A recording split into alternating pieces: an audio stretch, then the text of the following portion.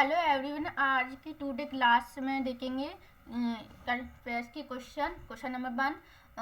मात्र 14 दिनों में साइकिल से एवरेस्ट बेस कैंप पहुंचने की उल्लेखनीय उपलब्धि किसने हासिल की है? इनमें से अरुणिमा सिंह, शिवांगी पाठक, मालपत्र पूर्णा, दिव्या सिंह। इनमें से किसने की है? दिव्या सिंह ने।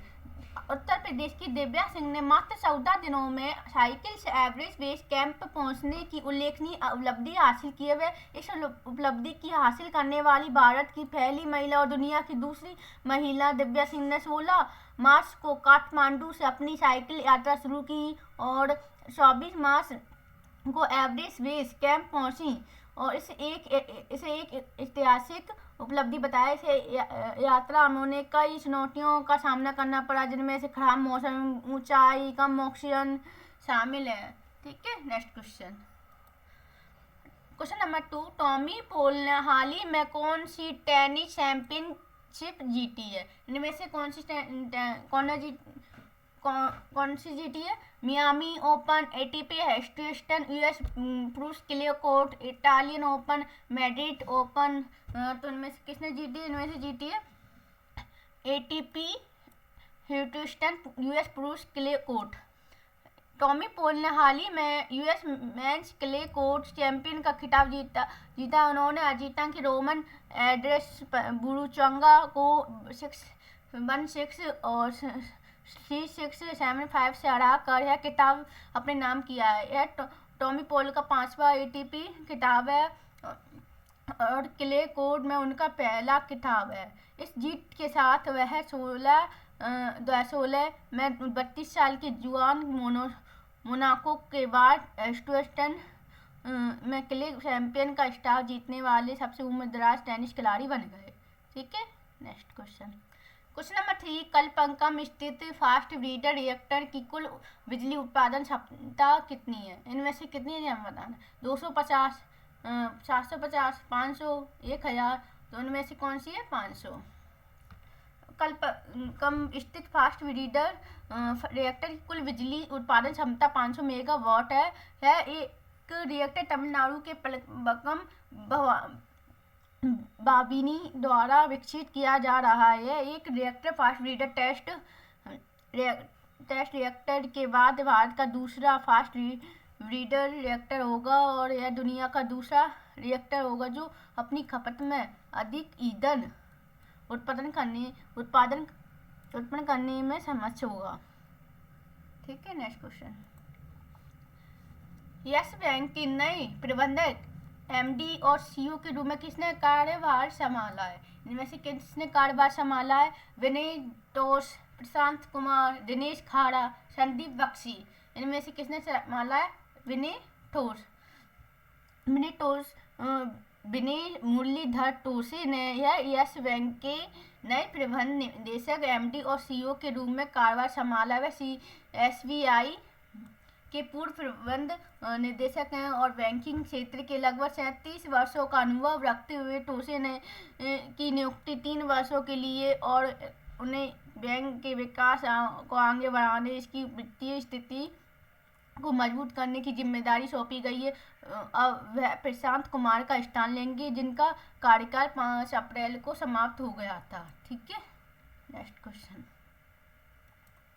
हाल ही में भारत का दौरा करने वाली खलीलुर रहमान किस देश के विदेश मंत्री हैं? किस देश के विदेश मंत्री हैं? नेपाल, मालदीव, बांग्लादेश, पाकिस्तान। यह बांग्लादेश। खलीलुर रहमान बांग्लादेश के विदेश मंत्री है जो हाल ही में भारत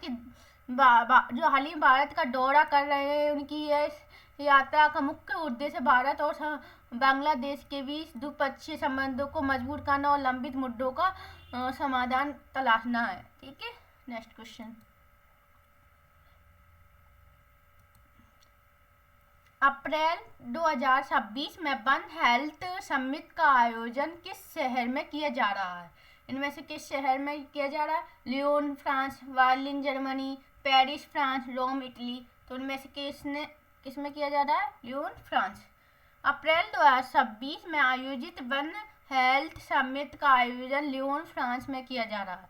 यह समिट 5 से 7 अप्रैल 2026 के बीच आयोजित हुआ, जिसमें वैश्विक स्वास्थ्य, पर्यावरण, पशुपालन, स्वास्थ्य समन्वय, वन हेल्थ अप्रोच पर चर्चा की गई है। ठीक है, नेक्स्ट क्वेश्चन।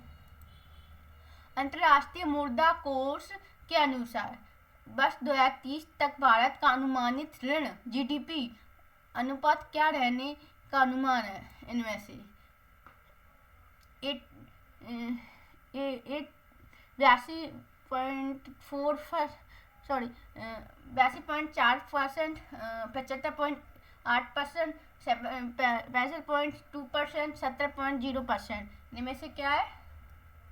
75.8%। अंतर्राष्ट्रीय मुद्रा कोष के अनुसार 2030 तक भारत का अनुमानित ऋण से जीडीपी अनुपात लगभग 73% से 75.8% रहने का अनुमान है। ठीक है, नेक्स्ट क्वेश्चन। क्वेश्चन नंबर 8, माटी 9 नामक पूर्वांचल महोत्सव किस स्थान पर आयोजित किया गया है? वाराणसी, लखनऊ, नई दिल्ली, पटना। इनमें से किस स्थान पर आयोजित किया गया है? नई दिल्ली। माटी 9 नामक पूर्वांचल महोत्सव दिल्ली में आयोजित किया गया था। यह महोत्सव पूर्वांचल क्षेत्र की कला, खान पान, पर्यटन, विरासत, जश्न को समर्पित। लोकसभा अध्यक्ष के ओम बिरला ने इस महोत्सव का उद्घाटन किया। पूर्वांचल सांस्कृतिक विरासत की सराहना की। उन्होंने कहा कि पूर्वांचल की माटी केवल मिट्टी नहीं, बल्कि यह लचीलेपन, परंपरा, जीवन, सामुदायिक भावना का प्रतीक है। ठीक है, नेक्स्ट क्वेश्चन।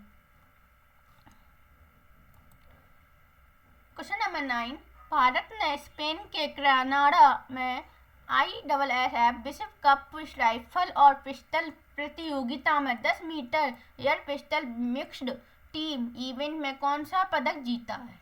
इनमें से कौन सा पदक जीता? रजत पदक, कांस्य पदक, स्वर्ण पदक, कोई पदक नहीं। तो इनमें से कौन सा पदक है? स्वर्ण पदक। भारत ने स्पेन के ग्रेनाडा में आयोजित ISSF विश्व कप राइफल और पिस्टल प्रतियोगिता में 10 metre air pistol mixed team event में स्वर्ण पदक जीता है। और भारत की जोड़ी पलक गुलिया और मुकेश नेलावल्ली ने इस स्पर्धा में गोल्ड मेडल जीतते हुए एक नया विश्व रिकॉर्ड भी बनाया। ठीक है, नेक्स्ट क्वेश्चन। क्वेश्चन नंबर 10, राष्ट्रीय समुद्री दिवस 2026 की थीम क्या है?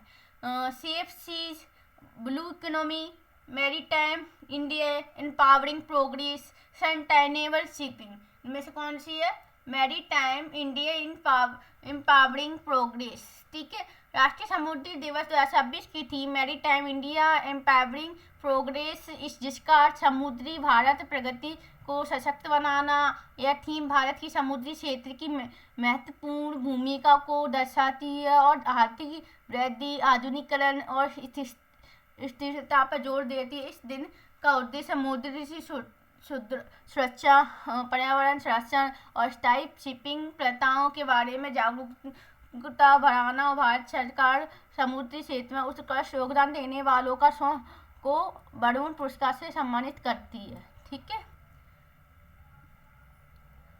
Subscribe and like. Thank you.